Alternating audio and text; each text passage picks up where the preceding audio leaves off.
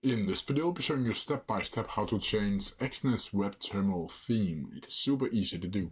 So the first thing you need to do is open up your favorite browser, and then from here you'll need to go up to my.exness.com. I'll also put a link to that down in the description below. Once you're in here, you'll need to sign in for your account. And once you're inside of your account or your dashboard, you'll need to go over to the menu and then click Exness Terminal. Once you're inside of the web terminal, you'll see the trading chart and tools similar to TradingView or MetaTrader and TradingView. The interface includes sections like trading charts, the trading pairs, market watch, and orders. And once you're in here, you'll need to go over to the left-hand corner, and then from here you'll need to go down to the settings tab. It should be looking like this gear head over here called settings. And once you're inside of settings, you'll need to scroll down until you see something called appearance. It could also be called theme, so just keep that in mind and look after that.